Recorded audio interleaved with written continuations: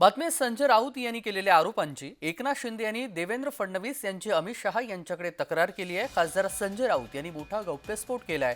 शिंदेनी शहा यांच्याकडे मुख्यमंत्री होण्याची इच्छा बोलून दाखवली आहे. एकनाथ शिंदे यांची मागणी होती ती शहानी फेटाळून लावली असंही राऊत यांनी म्हटलंय. सरकारमध्ये माझी प्रतिष्ठा राहिली नसल्याचंही शिंदे यांनी म्हटलंय. माझे निर्णय देवेंद्र फडणवीस यांच्याकडून फिरवले जातात असा आरोप देखील संजय राऊत यांचा आहे. हा खरा संवाद आहे. लक्षात घ्या, पहाटे 4 वाजता एक अस्वस्थ आत्मा, राजकारणात एक अस्वस्थ आत्मा पहाटे 4 वाजता त्याच्या पक्षाच्या प्रमुखांना भेटतात, म्हणजे अमित शहाना भेटतात. अस्वस्थ आत्मा पहाटे 4 वाजता भेटतो तेव्हा तो काय सांगेल? तू पहिली तक्रार देवेंद्र फडणवीस यांची करेल.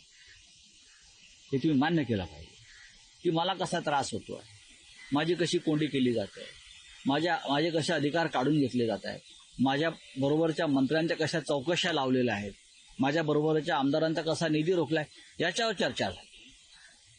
आणि ते असं म्हणतायत तिथे की तुमच्यावर विश्वास ठेवून आम्ही आलो, आता आम्ही काय करायचं? एकनाथ शिंदे साहेब बोलायचं असेल तर सर्वात देखत आणि तुमच्यासारख्या सडवा परिसला घेऊन बोलतील.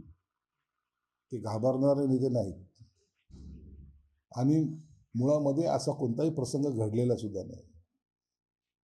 काही कामाची जी काही चौकशी करतायत त्यांना शिंदे साहेबांनी उघड पाठिंबा दिलेला आहे.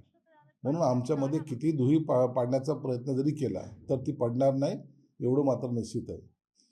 संजय राऊतच्या बोलण्यावर सरकार चालत नाही. संजय राऊतच्या फेकू जासूस ज्याला म्हणतात तो फेकू जासूस हा संजय राऊत आहे.